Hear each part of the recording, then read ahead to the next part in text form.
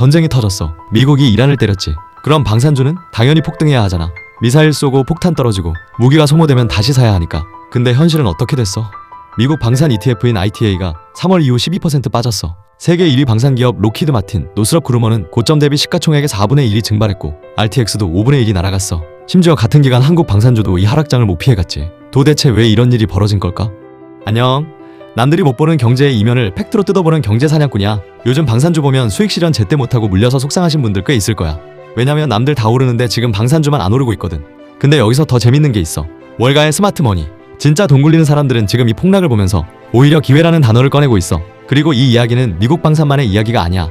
한화 에어로스페이스, 현대로템, KAI, LIG DNA까지 한국 방산주도 같이 흔들리고 있어. 근데 그 흔들림 속에 숨어있는 구조를 모르면 공포에 팔거나 엉뚱한 타이밍에 들어가게 돼. 그래서 오늘 준비한 이야기는 딱 3가지야. 첫 번째, 전쟁인데 방산주가 빠지는 진짜 이유 3가지. 두 번째, 그런데도 월가가 기회라 부르는 구조적 이유와 미국 한국 핵심 종목 분석. 마지막으로 2026년부터 2028년까지 연도별 로드맵. 지금이 어디이고 언제 반등하는지 전부 분석해왔으니까 딱 집중해봐. 먼저 배경부터 깔고 가자. 방산주가 뭔지 아주 쉽게 설명할게. 보통 기업은 고객이 수백만 명이잖아. 삼성전자는 전세계 소비자한테 스마트폰을 팔고 메모리를 팔아. 현대차는 전세계에 차를 팔지. 근데 방산기업은 달라. 고객이 딱 하나야. 바로 정부. 로키드 마틴이 전투기 F-35를 만들면 사는 건 미국 정부야. 한화 에어로스페이스가 K9 자주포를 만들면 사는 건 한국 정부거나 폴란드 정부야. 그래서 전쟁이 터지면 방산주가 오르는 공식이 성립했어.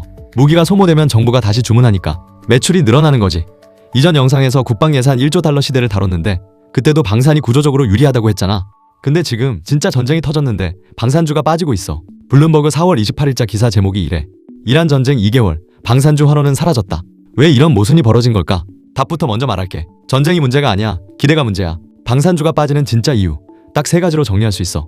첫 번째, 실적이 기대를 못 따라갔어. 로키드 마틴 올해 1분기 실적을 보자. EPS가 6.44달러.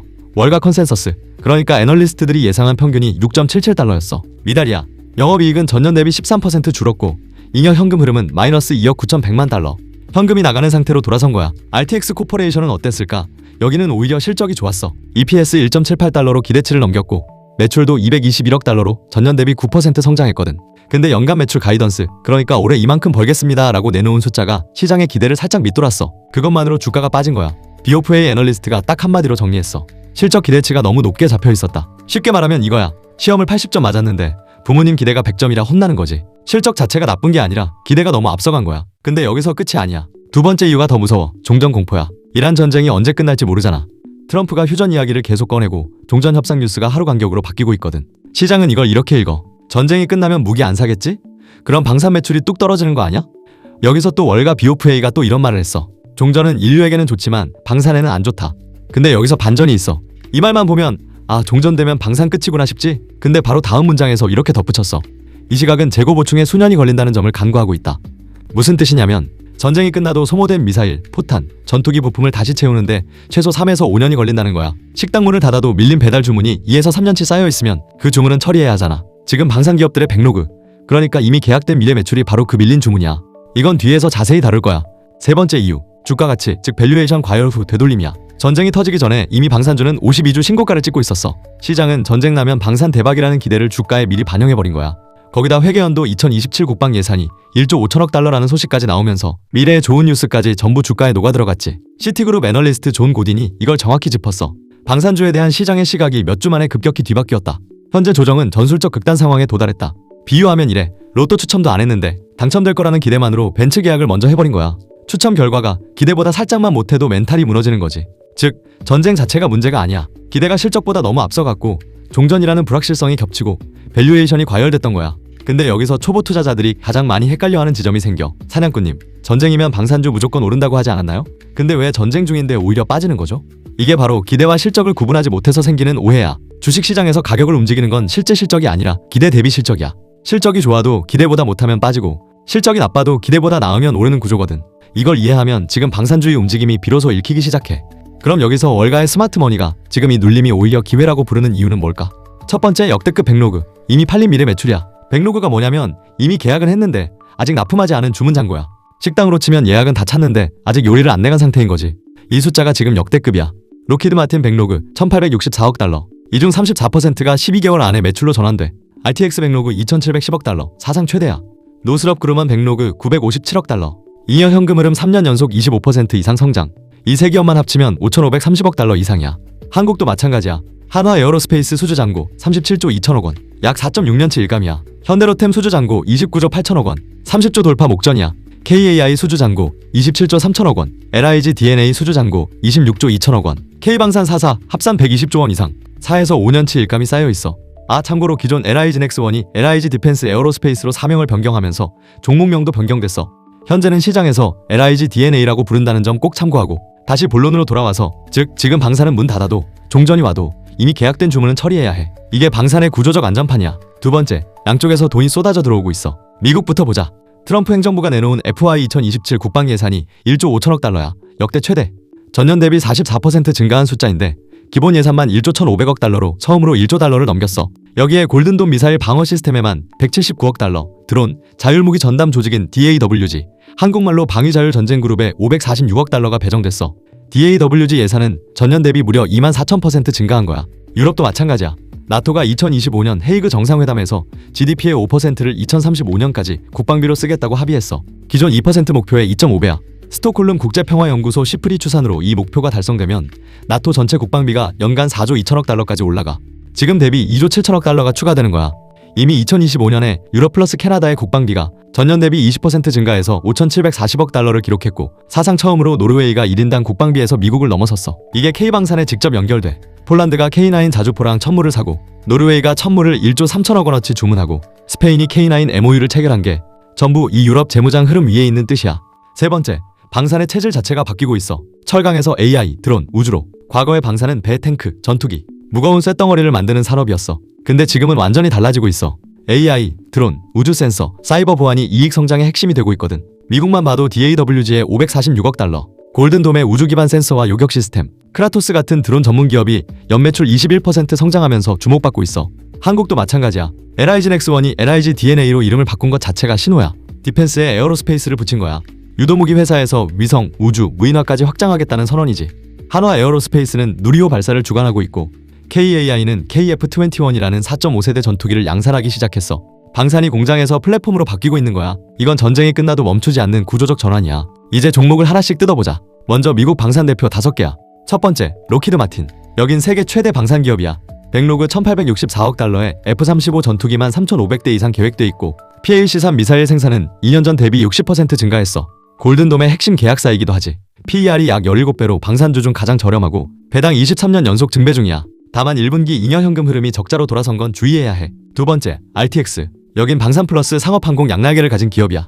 백로그가 2,710억 달러로 사상 최대인데 1분기 매출 221억 달러에 가이던스도 상향했어. PER 33배로 좀 높지만 상업항공 애프터마켓이 받쳐주고 있거든. 세 번째, 노스럽 그루먼. 여긴 B-21 폭격기랑 센티넬, ICBM의 주인공이야. 백로그 957억 달러에 잉여 현금 흐름이 3년 연속 25% 이상 성장 중이야. 변수는 센티넬 프로그램 비용 초과야. 네 번째, L3 해리스. 여긴 방산 전자장비, 센서, 통신 특화야. 카운터 드론 시스템 뱀파이어 양산을 3월에 시작했고, 방산이 하드웨어에서 전자장비로 무게중심이 이동하는 트렌드의 직접 수혜주야. 다섯 번째, 크라토스. 여긴 드론 자율무기 특화 중소형 기업이야. 올해 매출 21% 성장 전망에 드론 도미넌스 프로그램 11억 달러의 직접 수혜주야. 중소형이라 변동성은 크지만 성장성은 이 중에서 가장 높아. 이제 K방산 대표 5종목이야. 첫 번째, 한화 에어로스페이스. 여긴 K방산의 대장주야. 수주 잔고 37조 2천억 원, 4.6년치 일감.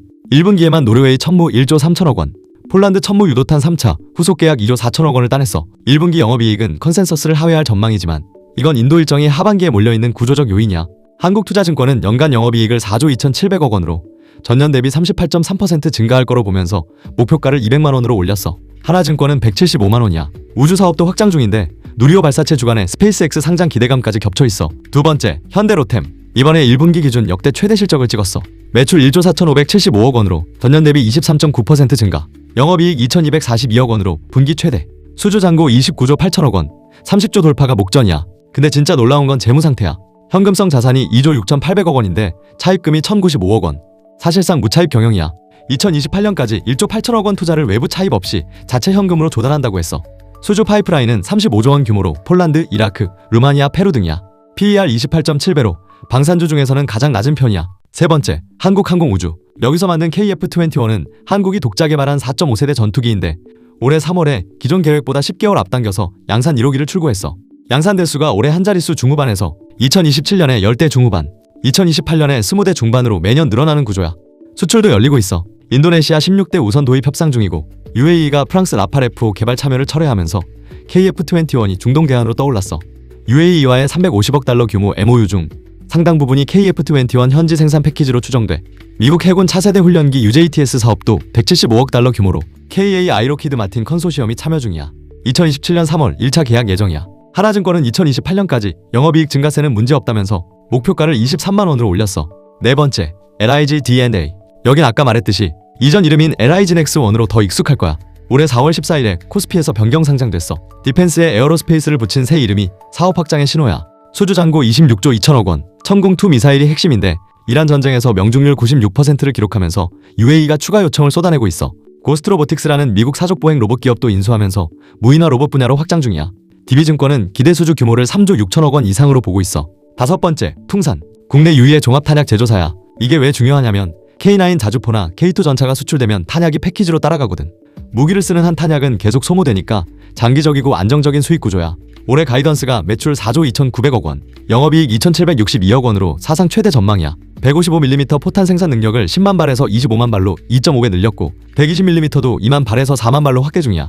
방산사업부 매각 이슈도 있는데 증권가 추정 몸값이 영업가치만 3에서 4조 원이야. 방산부문 이익 기여도가 60에서 70%에 달하거든. 물론 맹목적인 낙관은 금물이야. 리스크 요인 4가지도 객관적으로 체크하자. 첫 번째, 종전시 단기 심리적 매물 폭탄이야. 전쟁이 끝나면 방산 끝났다는 심리로 매물이 쏟아질 수 있어. 재보충 수요가 수년간 지속되더라도 단기적으로는 주가가 출렁일 수 있어. 두 번째, 미국 FY 2027 예산안의 의회 불통과 리스크야. 1조 5천억 달러 중 3,500억 달러가 화해 예산에 달려있는데 11월 중간선거에서 민주당이 의회를 장악하면 이 예산이 통과 못할 수 있어. OMB 전망에 따르면 추가 화해 예산 없이는 2028년 예산이 1조 2,800억 달러로 줄어들어. 세 번째, 고정가 계약 인플레이션 리스크야. 방산기업 많은 계약이 고정가격이거든. 인건비, 원자재비가 올라도 계약 금액은 안 바뀌니까 마진이 깎여. 로키드 마틴이 F-16에서 1억 2,500만 달러 손실을 본 게 딱 이 사례야.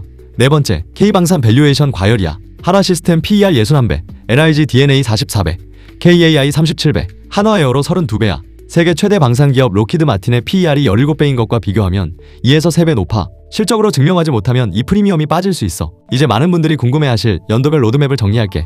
2026년, 지금이야 조정과 재설정의 해. 밸류에이션 과열이 식는 구간이야. 1분기 실적이 기대를 밑돌면서 눈높이가 낮아지고 있어.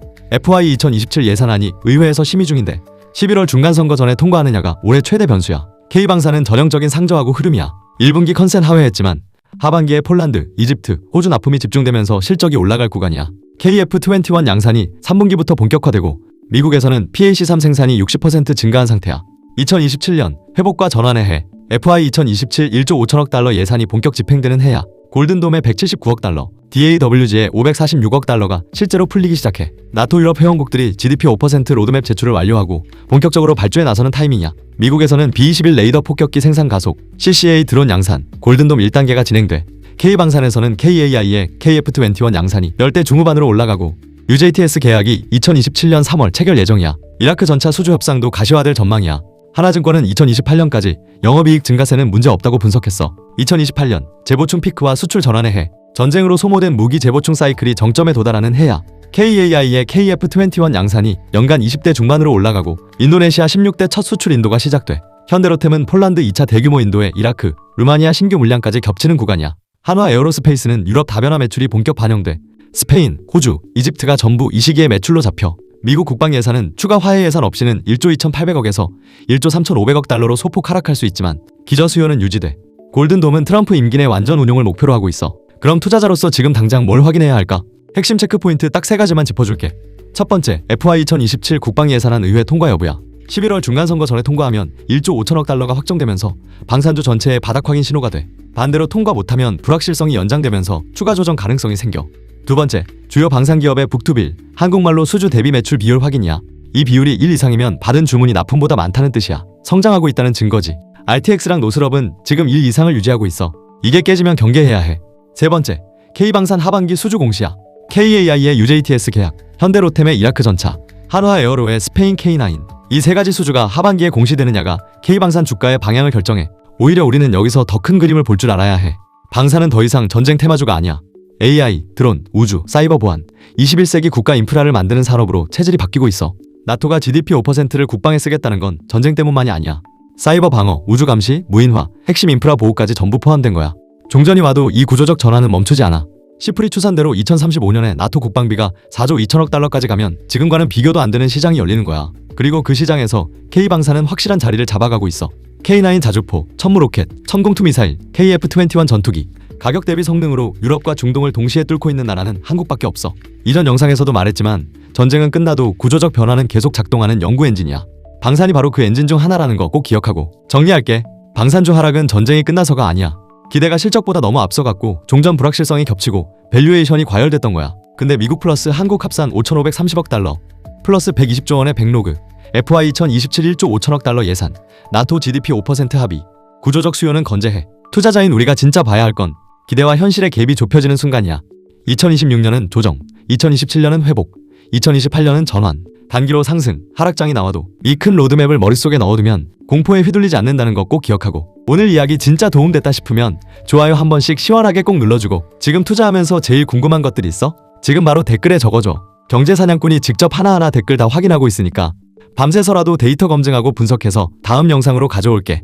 이렇게 경제사냥꾼 구독자들에게 도움되는 진짜 정보 하나도 빠짐없이 매일 전부 다 알려줄 거니까 경제사냥꾼 구독과 알림 설정 꼭 해두고 우리 진짜 다 같이 부자 되자.